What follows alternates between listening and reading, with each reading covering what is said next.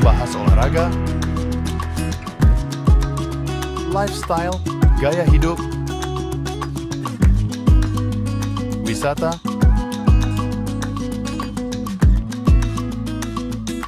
budaya,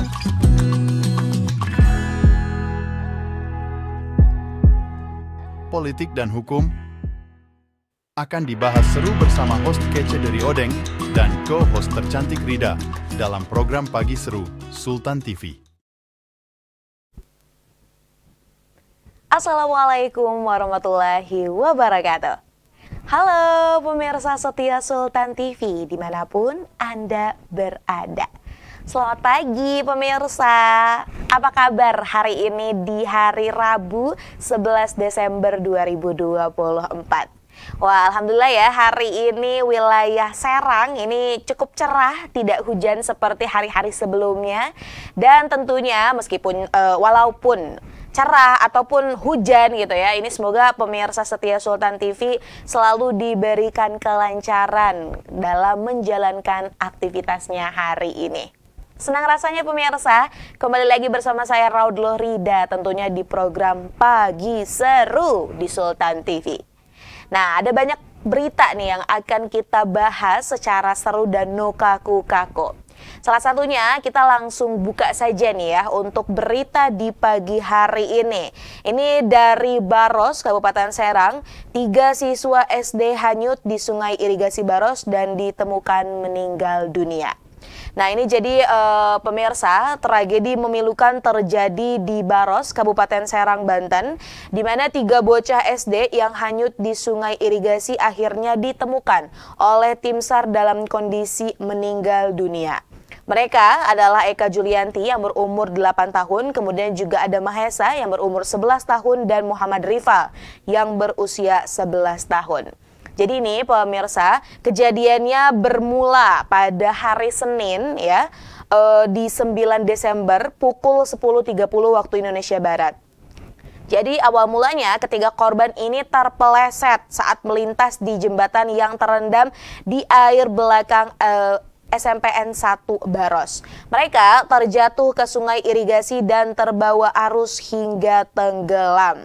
Nah, ini juga kantor pencarian dan pertolongan Banten menerima laporan tersebut pada pukul 10.56 waktu Indonesia Barat. Tim rescue segera dikerahkan dengan peralatan lengkap termasuk drone thermal untuk memantau area udara. Pada hari Seninnya, pemirsa, sekitar pukul 14.00 waktu Indonesia Barat, korban pertama yaitu Eka Julianti ditemukan sejauh 800 meter dari lokasi kejadian. Nah, sayang memang ini Eka ditemukan dalam kondisi meninggal dunia dan langsung dibawa ke rumah duka. Nah, setelah hari Senin, jadi di hari Selasa masih terus dilakukan pencarian karena 2 korban lainnya ini belum ditemukan.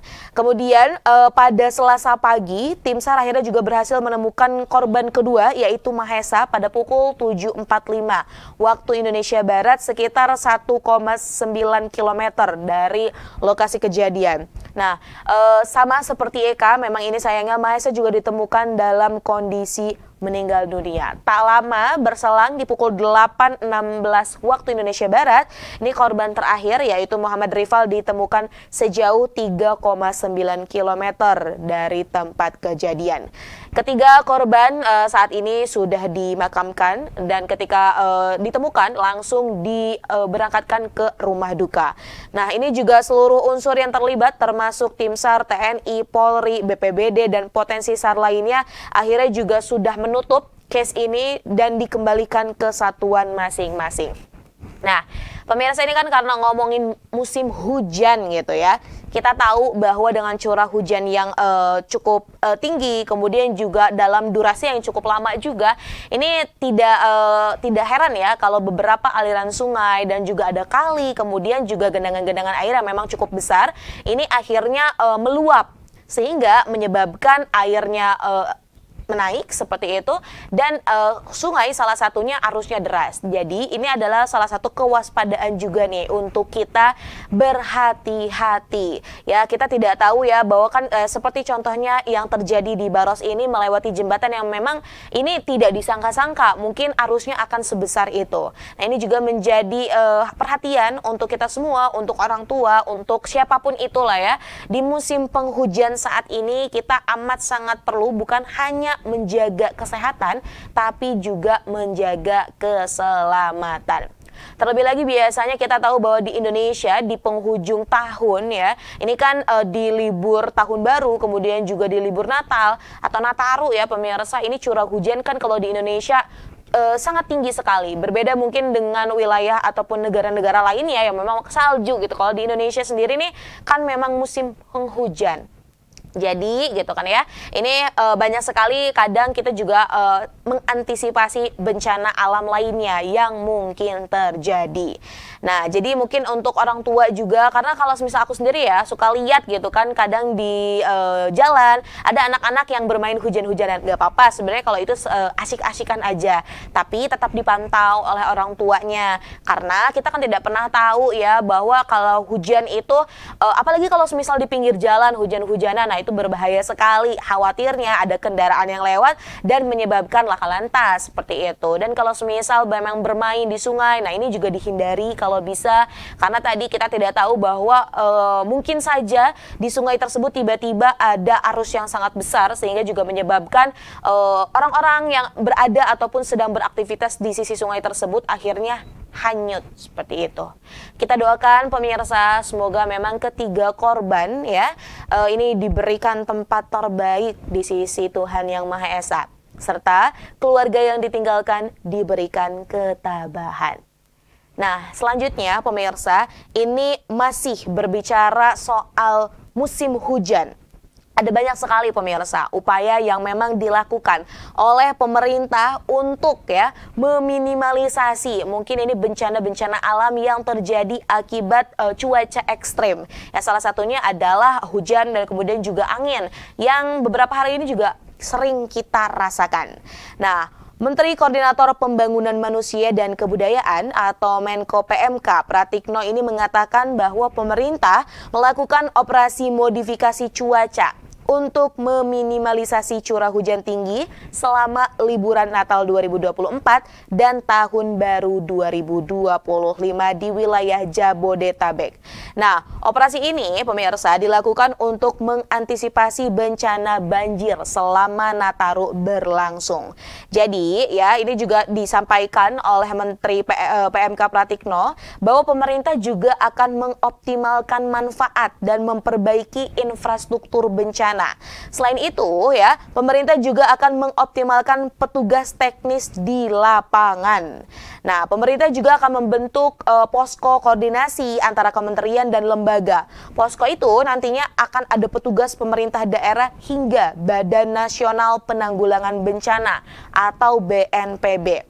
Dan posko tersebut akan menjadi tempat untuk memonitor situasi secara real time. Nah, kita juga tahu ya bahwa memang namanya cuaca kita tidak bisa memprediksi, dalam artinya juga kita tidak bisa menentukan kapan harus hujan, kapan harus cerah atau kapan akan hujan, kapan akan cerah ya pemirsa, karena kan itu kuasa dari Tuhan Yang Maha Esa. Namun ketika memang curah hujannya tinggi, intensitasnya juga cukup tinggi yang turun ke bumi, nah ini sebagai masyarakat, sebagai manusia ya, tentunya kita juga dapat berpikir bagaimana nih cara untuk mengantisipasi dampak yang terjadi akibat turunnya hujan yang cukup tinggi. Ya, salah satunya adalah modifikasi cuaca. Nah, sebelumnya ini pemirsa memang modifikasi cuaca juga dilakukan di Jakarta, dan ya memang ini disampaikan bahwa berhasil terkait dengan upaya modifikasi cuaca. Namun sebenarnya apa sih pemirsa modifikasi cuaca? Nah, ini kita bisa lihat ya dari gambarnya. Modifikasi cuaca ini merupakan sebuah upaya dan juga usaha manusia dengan menerapkan teknologi yang mempengaruhi sistem awan untuk mengondisikan cuaca agar berperilaku lebih mengarah sesuai dengan yang dibutuhkan. Jadi ya pemirsa, ini nih ada sebuah alur kerja modifikasi cuaca. Memang yang pertama ya, ini radar cuaca BMKG akan menginformasikan keberadaan awan target dan juga arah kekuatan angin. Nah, kemudian ya, ini ada sebuah pesawat yang memang sudah disediakan yang berisi garam. Nah, ketika tadi radar cuaca BMKG sudah tahu nih ya di mana ada awan target dan juga kekuatan angin ke pilot tersebut yang membawa pesawat yang berisikan garam ini akan ditaburkan di awan hujan target seperti itu. Nah, kemudian ketika sudah ditaburkan, ini awan hujan target ini sebisa mungkin diturunkan sebelum hujannya turun di daerah tersebut. Nah, setelah itu intensitas hujannya ini akan berkurang. Jadi memang ini adalah salah satu upaya teknologi yang dilakukan oleh manusia ya tentunya dalam mengondisikan bagaimana curah hujan. Nah, sebenarnya ini bukan cuman untuk mengurangi intensitas hujan saja pemirsa, tapi juga biasanya ketika satu wilayah kekeringan gitu kan dan memang tidak terjadi hujan, nah ini juga bisa dilakukan modifikasi cuaca. Harapannya memang ya upaya yang dilakukan oleh pemerintah ini dapat berdampak baik tentunya bagi keberlangsungan bumi ya, salah satunya mungkin ini oleh pemerintah Indonesia. Dan ya kita juga bisa tahu bahwa memang ini dapat meminimalisasi dampak-dampak yang mungkin terjadi akibat cuaca buruk. Selain itu, ini juga menjadi perhatian pemerintah bahwa karena gitu ya, ini setiap tahun kan selalu terjadi ya pemirsa. Jadi memang harapannya besar sekali lembaga-lembaga yang memang berkonsentrasi khususnya dalam penanggulangan bencana, kemudian juga dalam cuaca dan yang lain-lain, ini juga harapannya gitu di liburan akhir tahun dan juga Natal ini benar-benar siap siaga karena kita tidak pernah tahu akan apa yang terjadi mungkin seperti itu. Nah, pokoknya pemirsa, kalau di akhir tahun gini nih yang paling penting adalah menjaga kesehatan, menjaga keselamatan seperti itu. Nah, dua berita tadi membuka perjumpaan kita pagi hari ini. Masih ada berita yang lain lagi pemirsa yang akan kita ulas. Maka dari itu, jangan kemana-mana, tetap bersama kami di Pagi Seru. Membahas olahraga, lifestyle, gaya hidup, wisata,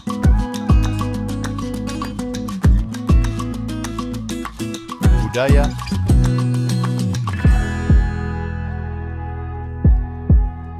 politik dan hukum akan dibahas seru bersama host kece dari Odeng dan co-host tercantik Rida dalam program Pagi Seru Sultan TV.